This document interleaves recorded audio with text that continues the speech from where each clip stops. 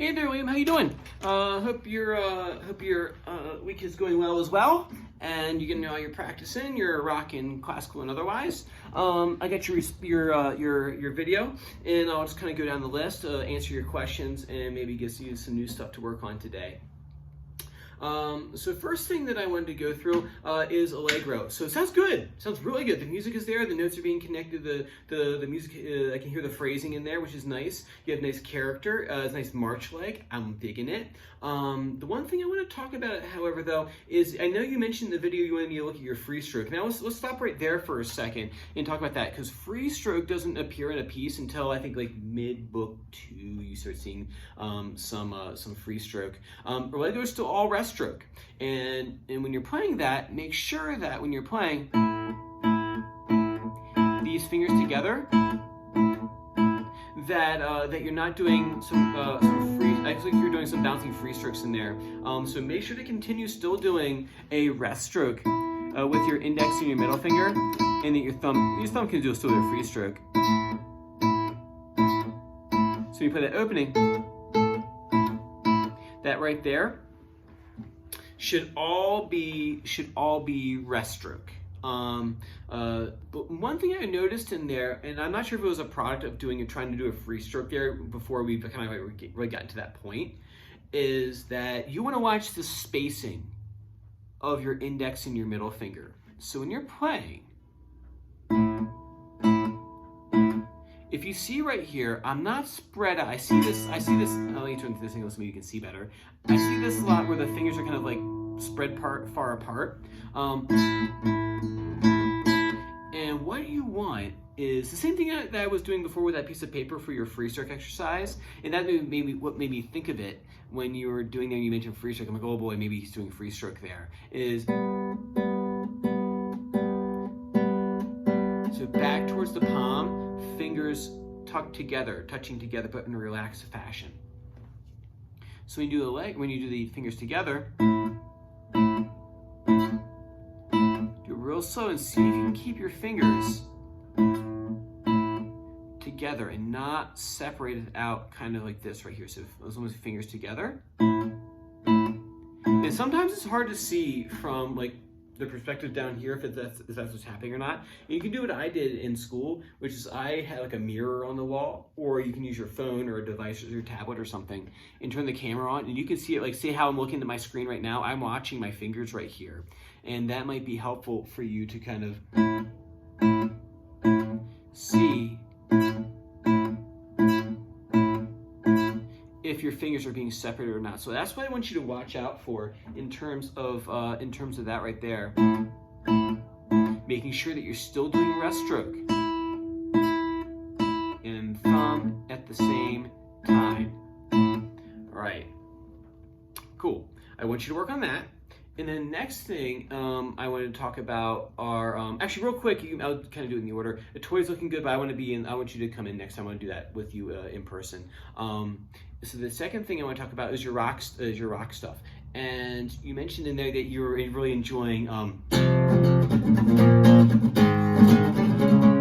that right there, and I'm glad you're having a good time with that.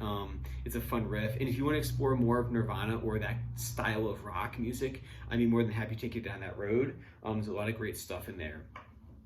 And then you said you want to learn the next section of that. Well, I hate to be the bearer of bad news, but that is sort of the song.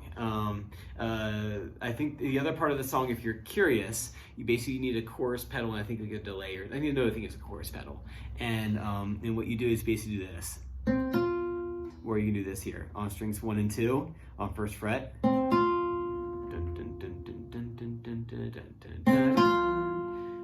And then in the chorus,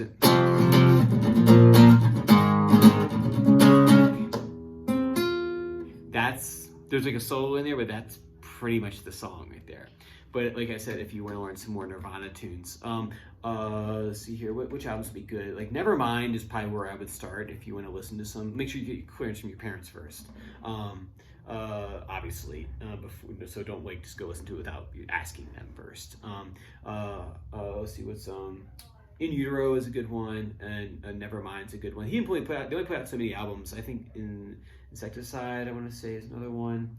But he died young, So there's like some live stuff, but they don't have like a huge catalog because I think he died when he was 27, so they only put out maybe I think 4 albums in total. So it's unfortunate, but that's kind of what it is. But those 2 albums are I think one of my favorites of their material. And going back to the rock stuff, so you played your chords for the song that you didn't know the name of, but it's actually More Than a Feeling by Boston. And so the chords you played were the D sus4, and then a D chord, and then C add 9, G/B without that finger there, and then to G. And so now that you got the chords, take your time. The chords are rushed into the song. They're pretty slow actually in comparison to the harmonic motion is slow, how fast the chords are moving. And so it goes D sus4 to D to C add 9 to G/B to G.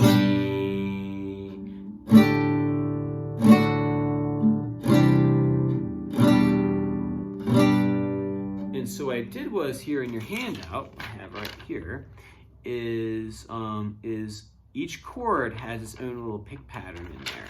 So you'll go to I've written them all out here, I sent it to your mom.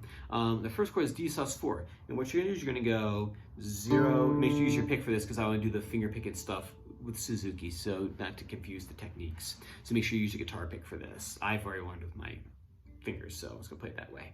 So you have 4, 2, 3, 1, 2. So the strings 4, 2, 3, 1, 2, right? And then you switch to the next chord in here. So you switch to the D chord, take that pinky off, and go 1, 2, 3. You go to C add 9, right? And this one you pick 5th string, 2nd string, sorry, 3rd, 2. So 5, 3, 2, G/B. It's a G chord without the middle finger. It goes 5, 3, 2, and then to a G chord, 6, 2, so 4, so D sus4, switch to the D chord, switch to C add 9, G/B, G chord, right? So you just do the pick pattern I've written out there in the tab with each one of those chord shapes, and in the end you end up with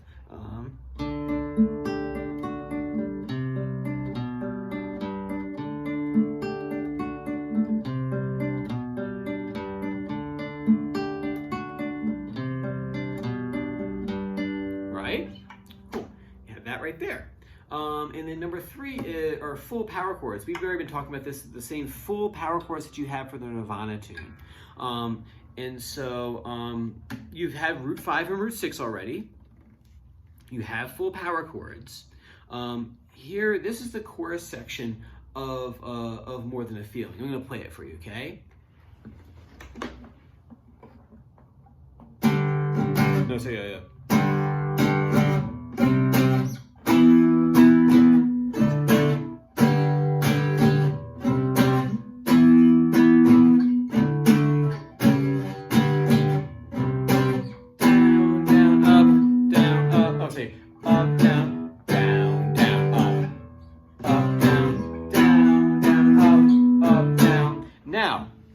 Here I turned around and didn't show you my hands.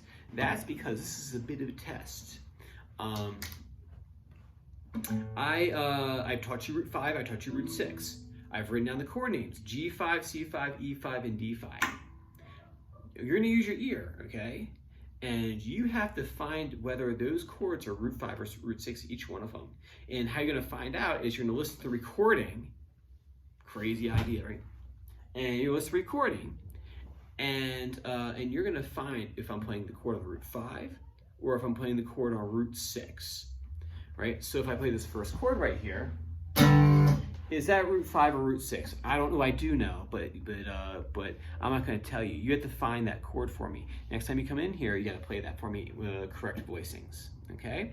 So that's your assignment right there with that one. So Allegro, watch fingers, right? Watch them from separating here, use a mirror, use your phone.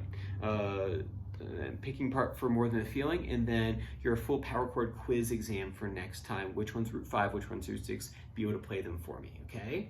All right, man, and that's it right there. If you have any questions, have your mom shoot you over a message. I'm more than happy to send a reply back, and we'll go from there. All right, man, I'll catch you next week. Bye-bye.